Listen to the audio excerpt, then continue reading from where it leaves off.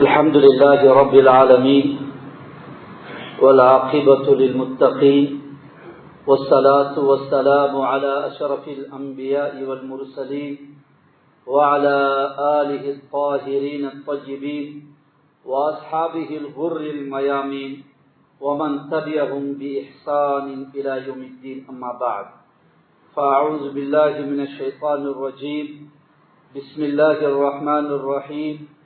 يا أيها الذين آمنوا اتقوا الله حق تقاته ولا تموتن إلا وأنتم مسلمون. وقال نبينا عليه الصلاة والسلام: إنما الأعمال بالنيات وإنما لكل امرئ ما نوى. فمن كانت هجرته إلى الله ورسوله فهجرته إلى الله ورسوله، ومن كانت هجرته إلى دنيا يصيبها أو إلى امرأة ينكحها فهجرته إلى ما هاجر إليه. رواه البخاري. சர்வலோகத்தை படைத்து பரிபாலித்து நிர்வாகம் செய்து கொண்டிருக்கக்கூடிய அல்லாஹு தாலாவுக்கே புகழ் அனைத்தும் உரித்தானது. அவனால் இவ்வையகத்தை தூய்மைப்படுத்துவதற்காக அனுப்பப்பட்ட நபிமார்களின் தலைவரான நாயகம் முஹம்மது முஸ்தபா ஸல்லல்லாஹு அலைஹி வஸல்லம் அவர்கள் மீது அல்லாஹு தஆலாவுடைய ஸலாத்தும் சலாமும் என்றென்றும் உண்டாவதாக. மேலும் அவர்களை முழுமையாக பின்பற்றி அவர்களுடைய தோழர்கள், கிளையார்கள், தாபிஊன்கள், தபஉ தாபிஈன்கள், ஷஹீதான சாலிஹான முஸ்லிமான முஃமினான ஆண்கள் பெண்கள் அனைவர்கள் மீதும் அல்லாஹு தஆலாவுடைய ரஹ்மத்தும் மக்ஃபிரத்தும் என்றென்றும் உண்டாவதாக. புனித மிகுந்த ஜும்ஆவுடைய கடமையை நிறைவேற்றுவதற்காக இறையில்லம் ஒன்று கூடியிருக்கக்கூடிய அல்லாஹுடைய நல்லடியார்களே, வாழ்க்கையின் எல்லா கட்டங்களிலும், எல்லா சந்தர்ப்பங்களிலும், எல்லா சூழ்நிலைகளிலும், எங்கிருந்த போதிலும் சரி, அல்லாஹு ஹக்கு சுப்ஹானஹு வ தஆலாவுடைய கட்டளைகளை ஏற்று அவனுடைய விளக்கல்களை விளக்கி தவிர்த்து தக்வாவை வாழ்க்கையின் லட்சியமாக குறிக்கோளாக ஆக்கிக் கொள்ளுமாறு முதன்மையாக எனக்கும் அப்பால் உங்களுக்கும் தக்வாவை கொண்டு வசியத்தும் நசிஹத்தும் செய்து கொள்கிறேன். அல்லாஹு தஆலா எங்கள் அனைவர்களுக்கும் இறையச்சத்தோடு வாழ்ந்து நல்ல முடிவை அடைகின்ற நற்பாக்கியத்தை தந்தருள்வானாக. அன்பான அல்லாஹுடைய நல்லடியார்களே, அல்லாஹு சுப்ஹானஹு வ தஆலா இந்த உலகத்தை அழகாக வடிவமைத்திருக்கிறான், அற்புதமாக படைத்திருக்கிறான்.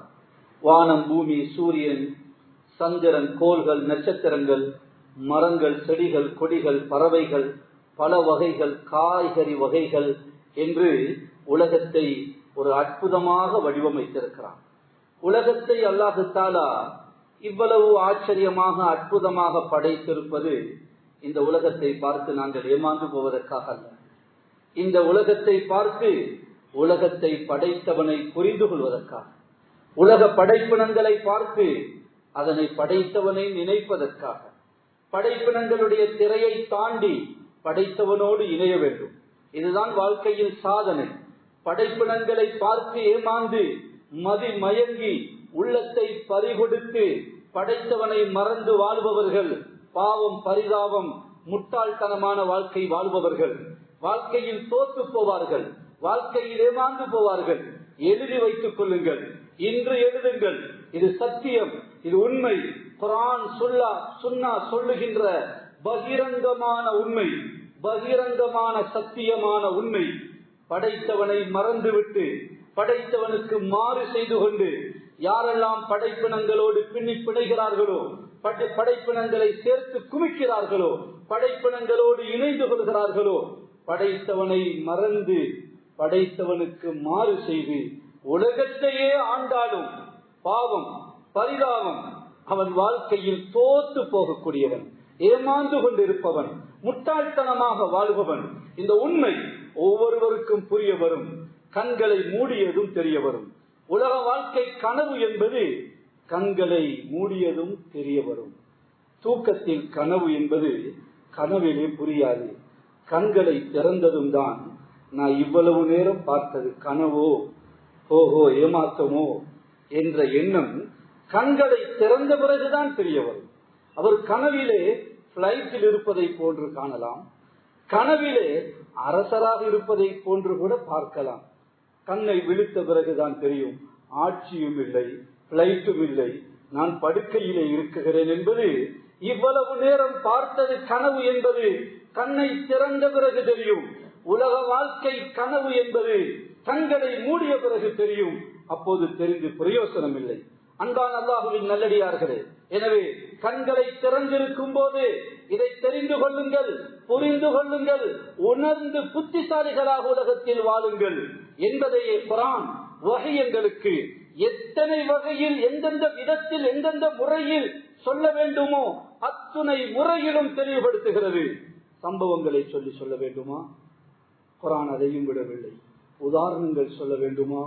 அதையும் சொல்கிறது. எச்சரித்து சொல்ல வேண்டுமா? சொல்கிறது. அன்பாக நன்மாராயங்களை சொல்லி சொர்க்கத்தின் வாக்குறுதிகளை சொல்லி சொல்ல வேண்டுமா? அல்லாஹ் அதையும் விடவில்லை. அல்லாஹ் நேரடியாக சொல்ல வேண்டுமா? சொல்லி இருக்கிறான். நபியே நீங்கள் சொல்லுங்கள், போல் நபியே நீங்கள் கூறுங்கள், கூறுங்கள், சொல்லுங்கள் என்று சொல்ல வேண்டுமா? அப்படியும் சொல்லி இருக்கிறான். நேரடியாக அல்லாஹ் சொன்னது போதாது, நபியை அனுப்பி அந்த ஸல்லல்லாஹு அலைஹி வஸல்லம் அவர்கள் மூலமாக தியரியாக இருக்குகின்ற குர்ஆனை பிராக்டிகலாக, நடைமுறையாக, வாழ்வாக வாழ்ந்து காட்ட வேண்டுமா? அதையும் அல்லாஹ் விடவில்லை. அதையும் சொல்லி செய்துதான் இருக்கிறான். எனவே அன்பான அல்லாஹ்வுடைய நல்லடியார்களே, உலகிலே வாழுவோம், உலகத்தை சம்பாதிப்போம், உலகத்தை அனுபவிப்போம். உலகம் எங்களுக்காக, நாங்கள் உலகத்துக்காக அல்ல. உலகிலே வாழுவோம், உலகத்தை அனுபவிப்போம், உள்ளத்தை பறிகொடுத்து உலகத்தின் அடிமைகளாக ஆகிவிட மாட்டோம்.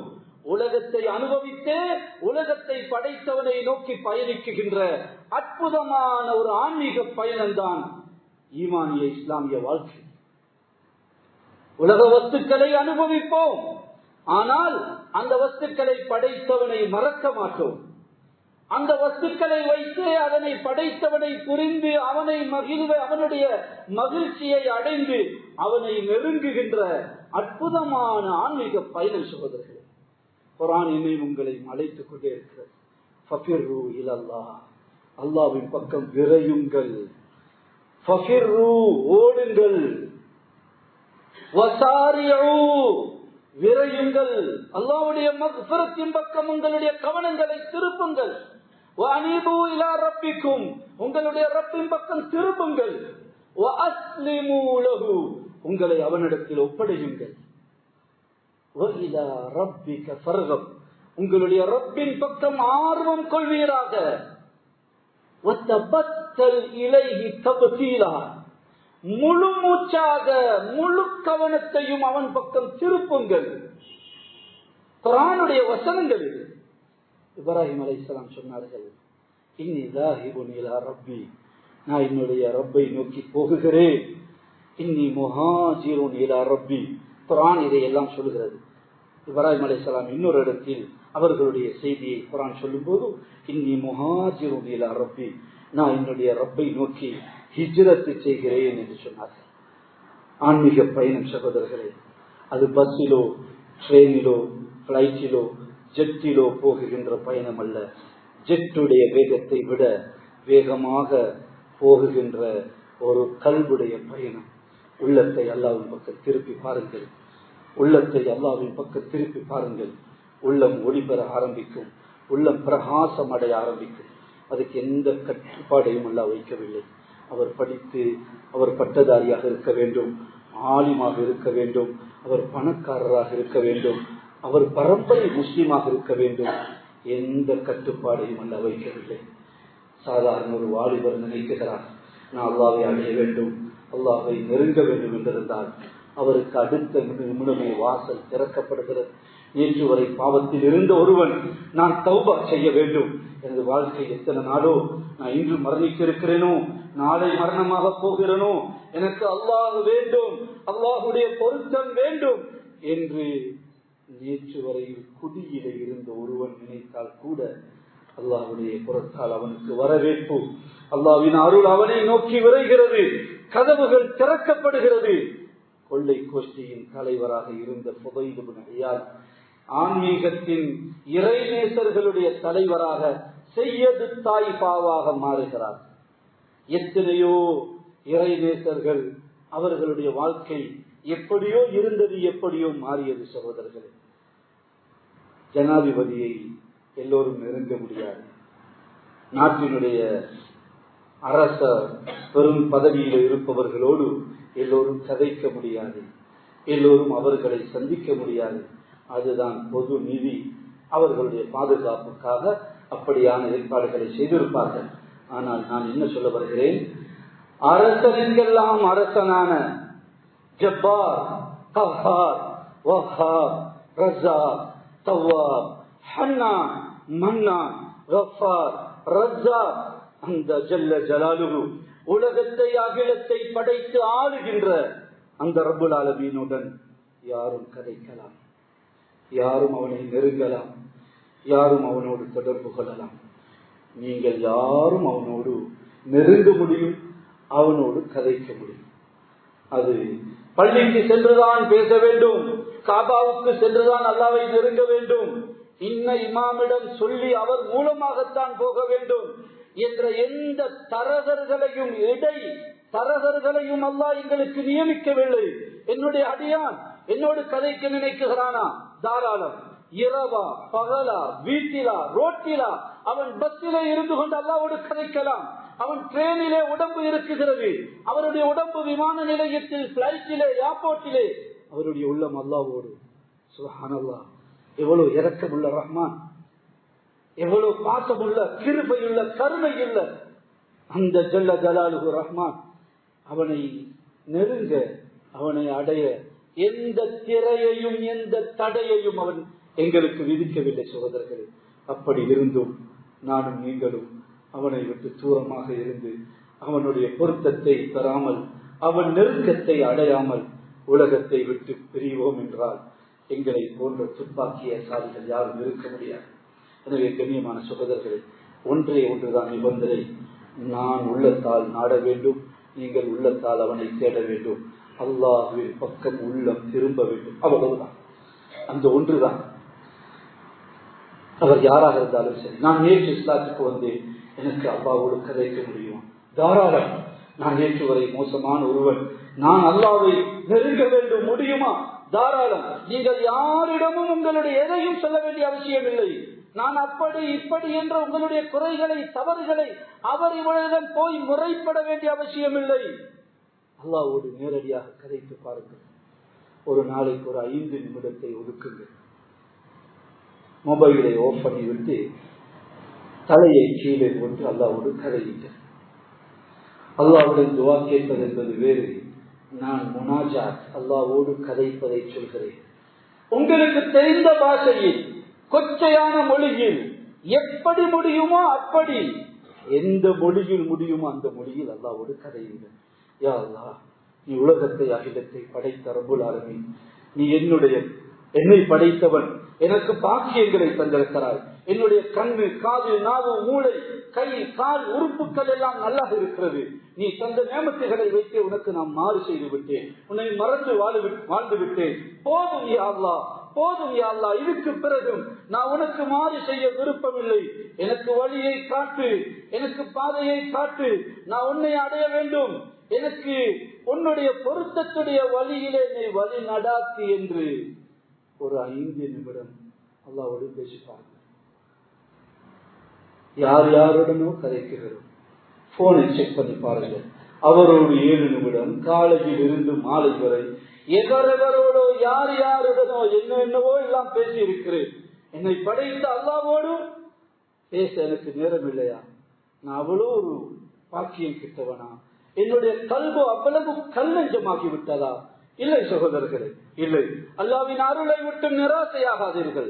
லா தக்னது மிர் ரஹ்மத்தில்லாஹ், அல்லாஹ்வுடைய அருளை விட்டும் நிராசையாகாதீர்கள்.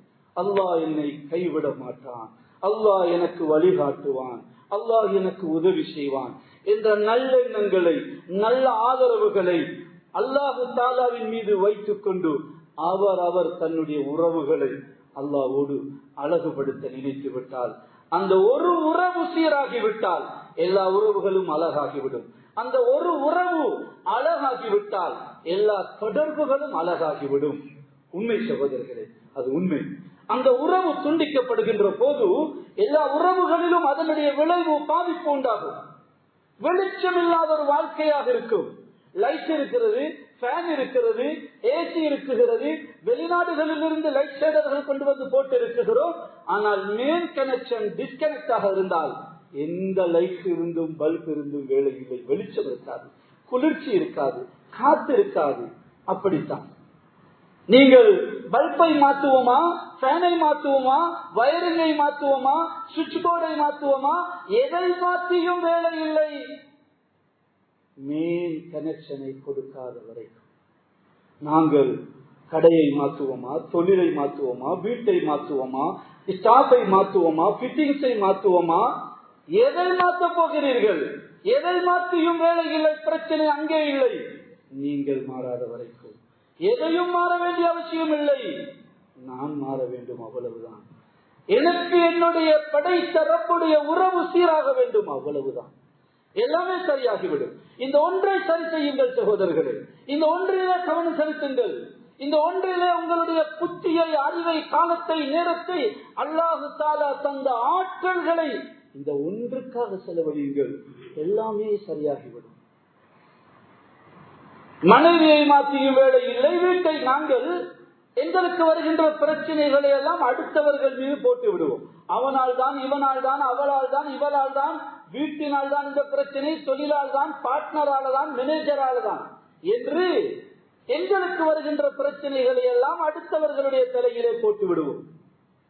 குர்ஆன் சுன்னாவுடைய தெளிவிலே பார்க்கின்ற போது அதனை ஒரு தனி தலைப்பாக எடுத்து வசனங்களை ஓதலாம். ஆனால் நேரம் இல்லை சகோதரர்களே. குர்ஆன் சுன்னாவுடைய ஒளியில் அப்படி அல்ல. எனக்கு பிரச்சனையா, அவரும் இவரும் காரணம் அல்ல, நான் தான் காரணம். அவரையும் இவரையும் குறை சொல்லி காரணம் இல்லை. திரும்பி நான் என்னை தான் பார்க்க வேண்டும். எதையும் மாற்றி வேலை இல்லை, நான் மாறாத வரைக்கும். எனவே அன்பான அல்லாஹ்வுடைய நல்லடியார்களே, சுருக்கம் எங்களுடைய உள்ளங்களை அல்லாஹ்வின் பக்கம் திருப்ப வேண்டும். அல்லாஹ் தஆலாவுடைய தொடர்பை நானும் நீங்களும் சீராக்க வேண்டும். வல்ல ரஹ்மான் அப்படிப்பட்ட பாக்கியத்தை எங்களுக்கு நசீபாக்குவானாக. ஆன்மீக பயணத்தில் எங்களுடைய வாழ்க்கையை, மீதமுள்ள எஞ்சியுள்ள வாழ்க்கையை படைத்தவனை நோக்கிய அந்த ஒளிமயமான பயணத்தில் பயணிக்க அருள் புரிவானாக. வாஹிர் தஅவானா அல்ஹம்துலில்லாஹி ரப்பில் ஆலமீன். For more Islamic lectures and useful information, visit slbeyond.com.